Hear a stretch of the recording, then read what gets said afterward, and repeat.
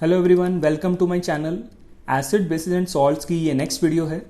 Start करते हैं diluting an acid से। डाइल्यूटिंग एन एसिड का क्या मतलब होता है? It means that adding acid to water. Acid को ऐड करना है वाटर में, ठीक है। अब देखते हैं किस प्रोसेस से हम ऐड करेंगे। यहां पर आपको क्या ध्यान रखना है, यहां पर जैसा कि आप देख सकते हो, always add acid to water. क्या लिखा हुआ है? हमेशा आपको ऐड करना है एसिड टू वाटर। तो इस केस में आपने क्या ध्यान रखना है कि अगर आपके पास कहीं पर भी वाटर दिया हुआ है, तो आपके पास यहां पर बहुत सारा वाटर है, तो इसके अंदर आपने एसिड को ऐड करना है ड्रॉप बाय ड्रॉप, ठीक है। आप किसको ऐड करोगे? एसिड को आप ऐड करोगे ड्रॉप बाय ड्रॉप। आपने रिवर्स कभी नहीं करना। उसी के ऊपर यहां पे क्वेश्चन भी दिया हुआ है, while diluting an acid why it is recommended that acid should be added to water and not water to acid. देखो, अगर आप एसिड ऐड कर रहे हो वाटर में तो ये एक एक्सोथर्मिक प्रोसेस है, ठीक है। लार्ज अमाउंट ऑफ हीट निकलती है। When acid is added to water, heat is evolve gradually, धीरे धीरे हीट रिलीज होगी and easily absorb by the large amount of water. Water की एब्जॉर्बिंग पावर ज्यादा होती है तो वाटर उसे एब्जॉर्ब कर लेगा। बट अगर आप रिवर्स करोगे, when water is added to acid, the heat generated may cause the mixture to splash out. जितनी भी हीट निकलेगी उससे वो मिक्सचर पूरा स्प्लैश आउट हो सकता है, वो बाहर आ सकता है एंड कॉज बर्न्स। इवन जिस बीकर में आप रिएक्शन करोगे वो बीकर फट भी सकता है। तो आपको क्या ध्यान रखना है? Always add acid drop by drop by constant steering. साथ साथ आपको हिलाते रहना है और मिक्स करते रहना है उसे। ड्रॉप बाय ड्रॉप आप एसिड ऐड करोगे वाटर में। क्लियर हो गया? इस तरह आपको डाइल्यूशन करना है, ठीक है। नेक्स्ट आते हैं पीएच स्केल के ऊपर। पीएच स्केल है क्या? Basically pH is basically hydrogen ion concentration को चेक करने के लिए है। कितनी हाइड्रोजन आयन कॉन्सेंट्रेशन है उसको मेजर करने के लिए एक स्केल बनाया हुआ है। तो ये एक स्केल होता है। इस स्केल में 0 से लेकर 14 तक वैल्यूज होती हैं, ठीक है। यहां पर बिल्कुल सेंटर में जो नंबर होता है वो 7 होता है। 7 से जितना भी कम होगा वो आपके पास एसिड माना जाएगा, और 7 से जितना ज्यादा होगा उसे हम बेस बोलेंगे, ठीक है। यानी अगर हाइड्रोजन आयंस की टर्म्स में बात करें तो जितना 7 से कम होगा उतने हाइड्रोजन आयंस ज्यादा होंगे, जितना 7 से ज्यादा होगा उतने हाइड्रोजन आयंस कम होंगे, ठीक है। तो यहां पर क्या लिखा हुआ है? P in pH is potence, which means power. P का मतलब है power, H stand for hydrogen ion concentration. The strength of an acid or a base is measured on a scale called pH scale. Acid और base की जो strength है उसको किसके ऊपर measure करते हैं? pH scale के ऊपर। The pH scale has values from 0 to 14. Neutral substances have pH of exactly 7.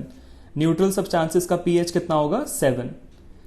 Acids have less than 7. Acids का जो pH है उसका क्या होगा? Less than 7. यानी the more acidic a solution, lower will be its pH. जितना pH कम होगा उतना आपका stronger acid होगा, ठीक है। अब बात करते हैं bases की। Basis have a pH of more than 7. 7 से जितनी ज्यादा वैल्यू होगी उतना वो बेसिक होगा। The higher the pH the stronger the base. जितना हाइयर pH होगा उतना आपका स्ट्रॉन्गर क्या होगा? बेस होगा, ठीक है। क्लियर हो गया? अब ये नंबर्स आए कहां से, ठीक है। तो आपको क्या ध्यान रखना है कि इसके लिए एक इंडिकेटर होता है। जैसे लिटमस से एक इंडिकेटर है, उसी तरह यहां पर भी एक इंडिकेटर होता है। उस इंडिकेटर का नाम है यूनिवर्सल इंडिकेटर। क्या नाम है उसका? Universal indicator. Universal indicator is made up of many colours. It is made up of many dice. कई सारी डाइस से बना हुआ है। तो हम इसके ऊपर क्या करेंगे? ये एक लिटमस की तरह ही एक इंडिकेटर है। आप इसके ऊपर कोई भी एक ड्रॉप डालोगे तो क्या होगा? जैसे आपने ड्रॉप डाली तो उससे क्या होगा? The colour will get change. Colour आपका चेंज हो जाएगा। किसका कलर? यूनिवर्सल इंडिकेटर का। और उस कलर को हम मैच करेंगे जो ये टेबल दिया हुआ है। एक टेबल दिया हुआ है एनसीईआरटी में, उसमें पीएच की वैल्यू लिखी हुई है। तो ये आप देख सकते हैं यहाँ पे कि हर कलर से एक पीएच वैल्यू है। यानी अगर कलर हमारा बिल्कुल रेडिश आता है तो उसका 0 है। अगर वो हमारा बिल्कुल लाइट येलो आता है तो वो हमारा कौन सा हुआ? वो 7 हुआ। तो इस तरह हम यूनिवर्सल इंडिकेटर की हेल्प से हम क्या फाइंड कर सकते हैं? पीएच का हमारा नंबर कौन सा आया हो। सबसे पहले हमारे पास क्या आएगा? कलर चेंज होगा और हर कलर के लिए एक अलग नंबर है, और उस नंबर से हमें क्या पता लगेगा कि एसिड है या बेस है, ठीक है। मान लो कि आपके पास कलर, अब हम इसमें देखें कलर हमारा ये वाला आ रहा है, तो पीएच क्या हुआ इसका? 5 इज अ वीक एसिड। अब कलर हमारा आ गया रेड, तो रेड के लिए स्ट्रॉन्ग एसिड, इस तरह। कलर हमारे पास आ गया ब्लू, तो उसके लिए हमारे पास क्या हुआ, वीक बेस। और बिल्कुल अगर ऐसे डार्क में आ रहा है तो कलर क्या हुआ, स्ट्रॉन्ग बेस। तो इस तरह हम पता लगा सकते हैं कि हमारे पास स्ट्रेंथ कितनी है एसिड की, यानी वो स्ट्रॉन्ग एसिड है या वीक एसिड है। सिमिलरली स्ट्रेंथ कितनी है बेस की, क्या वो वीक बेस है या स्ट्रॉन्ग बेस है।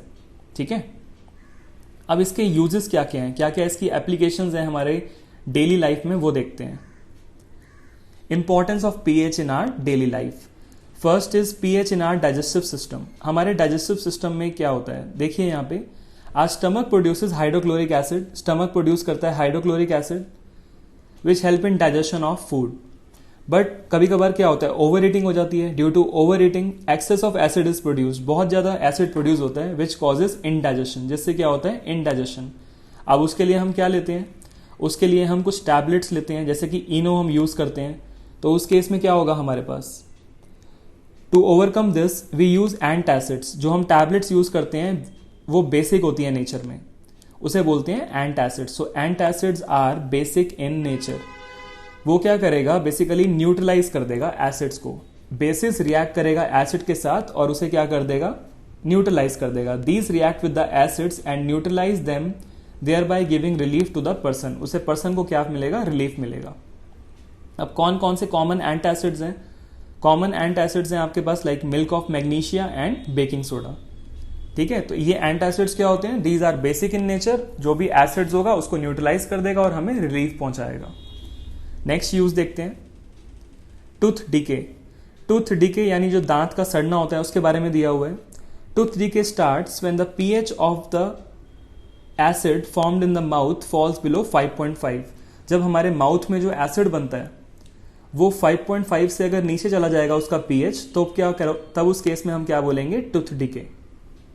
This is because the acid become strong enough to attack the tooth enamel. जो हमारे टीथ बने होते हैं टूथ इनामल, वो हमारा कोरोड होना स्टार्ट हो जाता है due to the acid.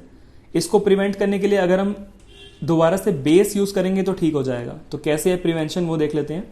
To prevent this we should always clean the mouth after eating. Toothpaste which are basic in nature should be use which can neutralize the acid. हम use करेंगे toothpaste. Toothpaste क्या होगा, it is basic in nature. ये हमारा basic होगा nature में, ये acid को न्यूट्रलाइज कर देगा और टूथ डिके को प्रिवेंट कर देगा। So what is the remedy, by using toothpaste which is basic in nature. Again कौन सा रिएक्शन है, neutralization reaction. Third, plants and animals are sensitive to pH changes. जो आपके प्लांट्स और एनिमल्स होते हैं ये भी बहुत सेंसिटिव होते हैं अगर पीएच की वैल्यू चेंज हो जाएगी। जैसे हम एग्जांपल लें एक्वेटिक लाइफ का, when pH of rain water is less than 5.6 it is called acid rain. तब एसिड रेन हो जाएगी जब पीएच आपका 5.6 से कम चला जाएगा रेन वाटर का। जब ये एसिड रेन फ्लो करेगी वाटर में, it lower the pH of river and makes the survival of aquatic life difficult. इससे एक्वेटिक लाइफ का सर्वाइवल मुश्किल हो जाएगा। ठीक है, next, self defence by animals and plants through chemical welfare. देखो जैसे डायग्राम में दिया हुआ है कि एक हनी बी है। एक हनी बी जब स्टिंग करेगी तो हमारी बॉडी में एक एसिड इंजेक्ट हो जाएगा। उसी तरह एक प्लांट होता है नेटल प्लांट। तो नेटल प्लांट भी जब आपका टच करता है कोई पर्सन उसे, तो हमारी बॉडी में एक एसिड चला जाता है। उस एसिड का नाम है methanoic acid. So methanoic acid will be injected into the body.